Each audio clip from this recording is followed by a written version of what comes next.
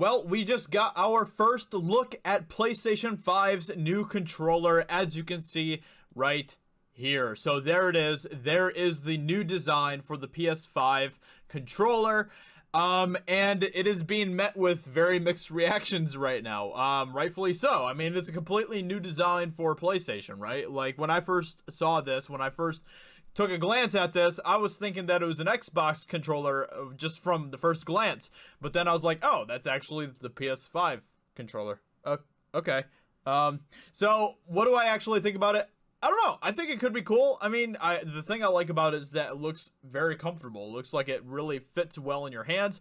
It looks like that it's going to be a very comfortable controller. And honestly, I think that when people get past the obvious design changes that are made towards the PlayStation controller, I think people are really going to dig this. There's a lot of people that are hating on it right now, but I think that overall, people are going to get used to it, and when they actually feel this controller, and if it is a very comfortable controller, I think that people are going to move past that that initial, I guess, negative reaction towards this controller. So I think it looks cool. I think it looks really cool.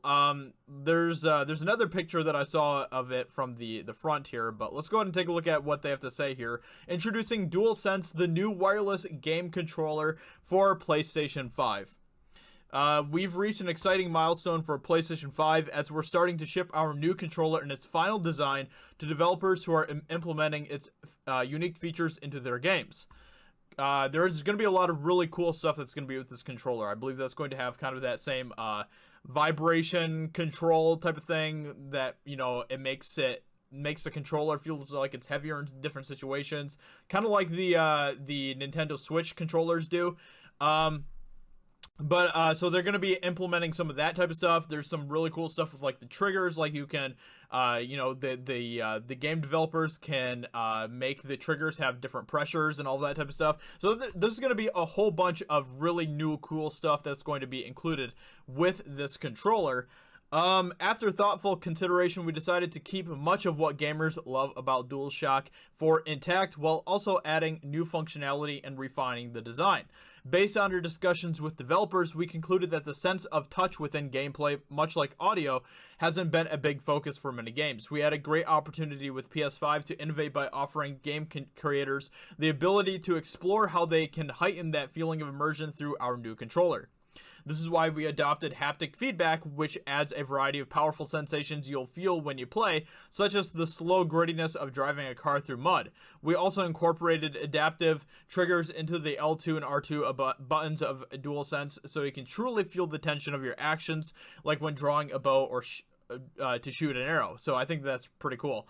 This provided us with the exciting challenge to design a new controller that builds off of the current generation while taking into account the new features we were adding. For example, with adaptive triggers, we had to consider how the components would fit into the hardware without giving it a bulky feeling.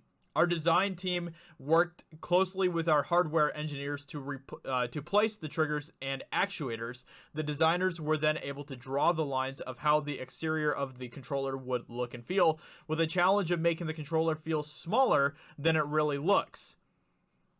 Which is interesting because it definitely looks like it's kind of a bigger, chunkier controller, you know? So if it's actually smaller than it looks, I'd be very surprised by that. In the end, we changed the angle of the hand triggers and also made some subtle updates to the grip.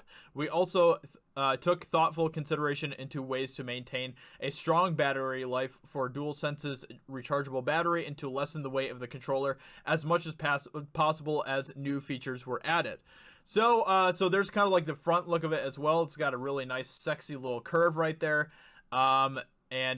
Besides that, besides like if you're looking at it from the top, you can tell that there are some differences with like the overall like handle design and stuff. But it looks like it's going to be a very comfortable controller in your hands. Like I said, it kind of has almost kind of like an Xbox shape to it in a way. But it still looks like it kind of has that same PS4 controller type of curve to it. So yeah, I don't know. I think that looks pretty cool. I think it's a very slick looking controller. It's a very futuristic type of looking controller, but it looks really neat. So You know, at first I was kind of like, but the more I'm looking at it, the more I think that it's going to be, I think people are just initially just kind of turned off by it because it's just such a unique and new look for a PlayStation controller. But I think that when people actually get past that, they're going to really like it. So that's just my speculation on that, obviously. But now let's talk about the colors. Traditionally, our base colors have a single color. As you can see, we went a different direction this time around and decided on a two-toned design. Additionally, we changed the position of the light bar that will give it an extra pop. On DualShock 4, it sat on the top of the controller. Now it sits on each side of the touchpad, giving it a slightly larger look and feel, which I agree. I think that looks pretty cool. So yeah, I think that it looks awesome. I think that it's definitely a unique design. It's something that we're gonna have to get used to because it doesn't look anything like any of the PlayStation controllers we've gotten beforehand. But if it's going to have more of a feel like an Xbox controller, I think that's a good thing because Xbox has like the most comfortable controller ever. Like Xbox controllers feel really good. So I think that's going to be really cool. And obviously as far as the button layout, it's still the same as any PlayStation game, but just I'm talking about like the overall shape of it. But yeah, there's definitely some changes, and I think that people are going to really appreciate it when they get used to the new feel of it. So I hope you guys enjoyed. Let me know in the comments below what you think about the controller. I do want to hear your thoughts about it. And with that being said, have a great day, and I'll talk to you later. Bye.